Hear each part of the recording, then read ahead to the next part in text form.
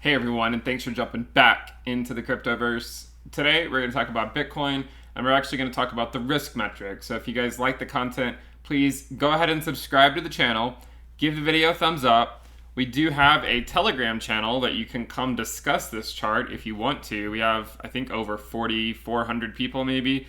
It's growing quite quickly, so do check that out. And then we do have the premium list, which you can find at intothecryptoverse.com. Let's go ahead and jump in. So it's been a while since we talked about the risk metric for Bitcoin. I tend to talk about the Bitcoin and Ethereum risk metric in tandem. So if I cover one, I usually cover the other. We covered the Ethereum risk metric yesterday, so go check that out if you haven't. Today we're going to talk about Bitcoin. So, if you're not familiar with this is basically just looking at the market, the historical moves of the market, past volatility. We're taking into account time, just price of the asset, time, price, volatility, and then we're putting that together to get a fit to an equation that can help us predict when a theoretical top could be in. Now, the nice thing about Bitcoin, is that it's been around for a decade, and we have a lot more data than we do on, say, coins like Ethereum. Because of that, I can more confidently project out what it's not even a projection. I can confidently look at the past data and look at the diminishing returns and the fact that the cycles are lengthening and use that use that in the equation so that it's accounted for. Well, what does this mean? Well, if you take a look at the first market cycle, you can see that we got up into our our red cell region. So the first thing I should note is that the color corresponds to the risk, and it goes from 0 to 1, where 0 is historically low risk and 1 is historically high risk. So the idea is you buy, and for those of you who think this chart was just published, it was not. I've had this out a long time. You can go back and look at past videos. We had it out even before this crash. It was out last year. It was out in 2019. So the idea is that you're buying it when the risk is low, and then when the risk is high, you're selling it. And it's nothing more complicated than that. It's not this complicated thing that is going to take a lot of time to figure out. It's just simply you have your buy regions, you have your sell regions, and then you have these middle regions where, depending on your risk tolerance, you could buy or sell or not do anything. And therefore, you can use this metric to try to time your entries in and out of the market dynamically. And the idea is, if you look at each of these peaks, it's able to capture pretty close where the top occurred. And of course, it's hindsight, but I do think we have a video that showed projections out for, say, several different. We looked at the one that seemed the most realistic, but I ran it for several different types of paths that we could go the next market cycle, and it seemed to give me back reasonable results. And so the nice thing about this is the ROI from down here to up here from the first cycle was different from this one to this one, which was also, this ROI here was more than the ROI that we saw from this bottom to this peak. Regardless that the ROI was different, it still is able to get into that red region of the sell zone for the risk metric, because we're accounting for the fact that Bitcoin is seeing reduced volatility. We do not expect to see returns quite as high as we saw during the last market cycle. If you're a longtime subscriber to the channel, you're well versed with this theory. If you're new, I would recommend you go back and watch some of the older videos to get an idea of what I'm talking about. It makes it simple. You're buying, not financial advice, I'm buying, I should say, in the blue regions. And then when we get up into these higher regions, it's definitely time to at least consider to start selling, because you see how quickly these things can turn around. And when the market becomes this huge speculative bubble where it just goes up and up and up and up, like just continues to go on up, and you get yelled at for just being nothing but, promoting FUD at these levels up here, it's time to get out of the market. I mean, you can feel it. You might not want to believe it, and so you just put more money in, but a lot of times you can feel that the party's almost over. So what if we take out the color and we just plot the risk on the secondary y-axis? You can see the general trend, right? I mean, if I outline it for you, you can see we go from bottom to top, bottom, top, bottom, top, bottom, top, next top projected out to, say, 2023. You can see that our cycles are theoretically lengthening. Note that the price is a logarithmic scale. Another nice thing is it tends to, the way that I have the risk equation defined, it shows you what the risk level is. Like it gets into this region, right before it's peaking. I mean, you can see it's happening like right on the day of, or right when it's happening. So you have an idea, okay guys, like we're in the 0.9 to 1 risk band. We know historically that we don't spend very much time here. It's time to start DCAing out of the market. Otherwise, you're gonna be stuck with a huge bag of crypto that it's gonna take you, potentially 8 or 10 years to ever see a positive ROI on that. So, with that said, let's try to decipher this a little bit, because we've talked about buying and selling, right? And one way you could do it is just you buy between, say, a risk level of 0 to 0.5, and you sell between a risk level of 0.5 to 1. And I mean, this is one way you could do it.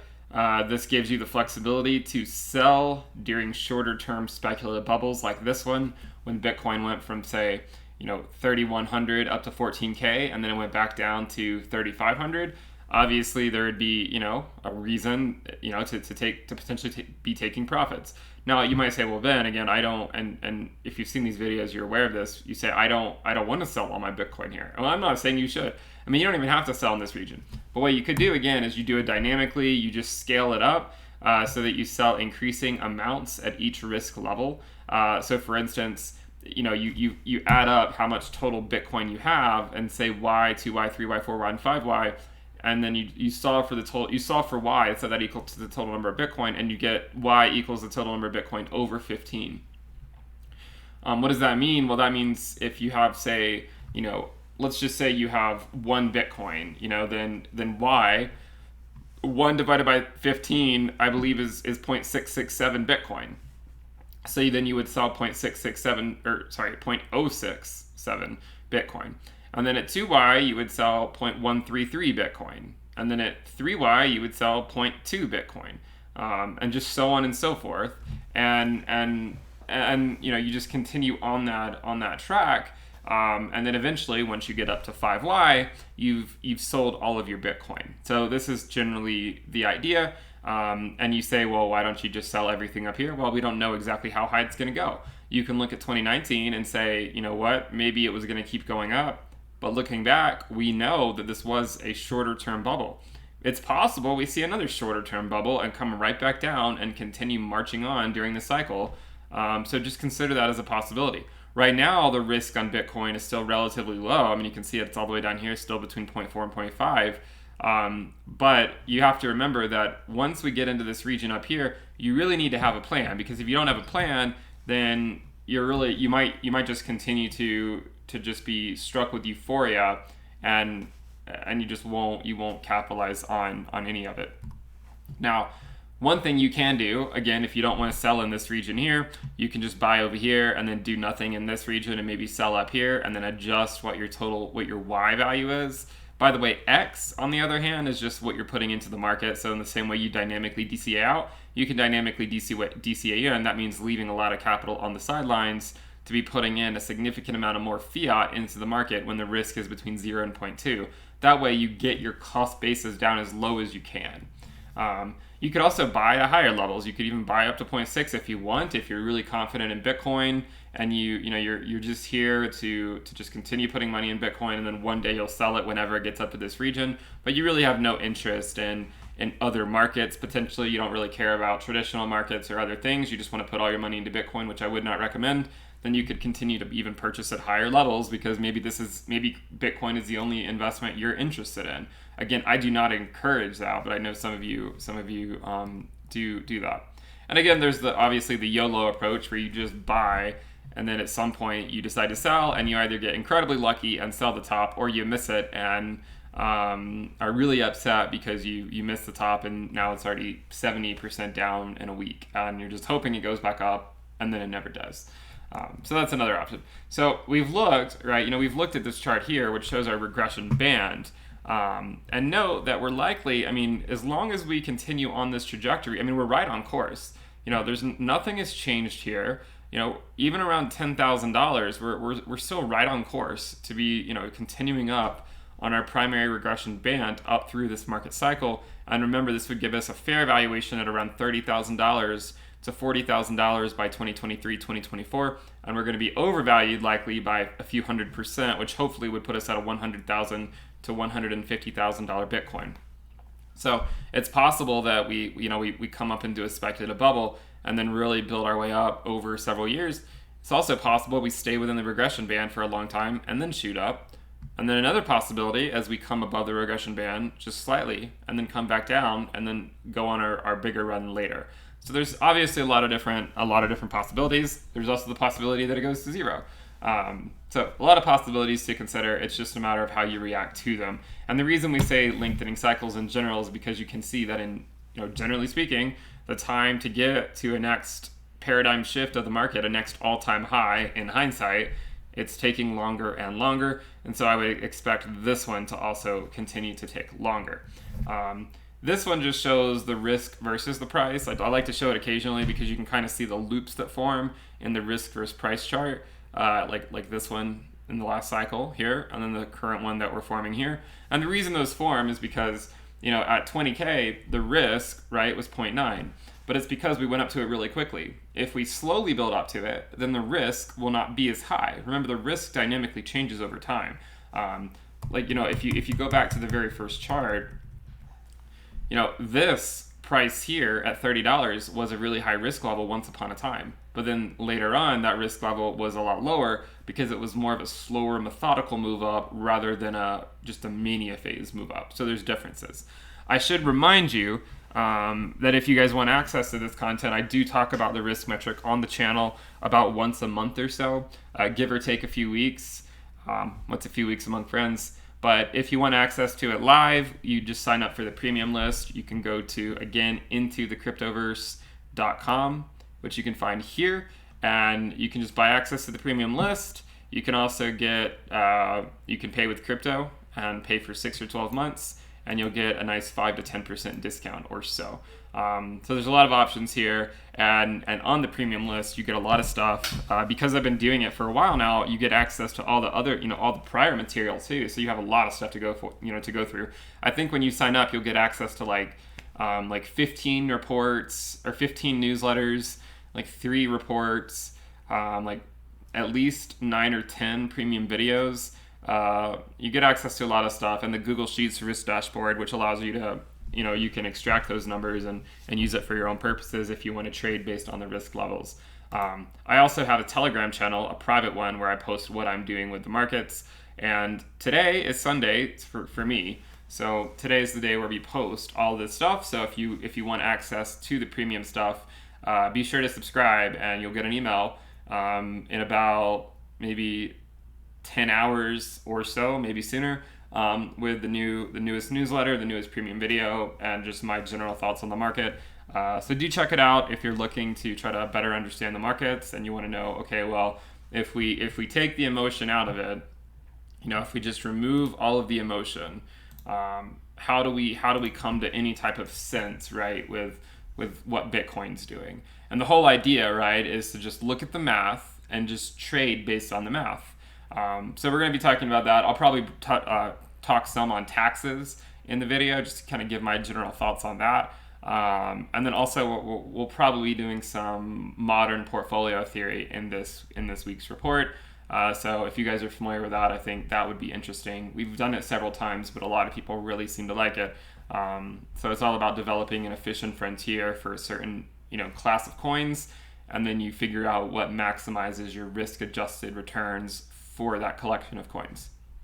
So, with that said, just remember that, stick to a plan and, or come up with a plan and stick to it. If it's not my risk metric, that's perfectly fine. I mean, I really want to encourage you to come up with something that you're using.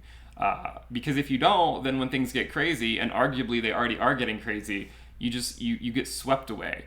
And this is why I say, during the boring times when the price of Bitcoin is down here and no one cares about the market, remember, this is where money is made. We know this.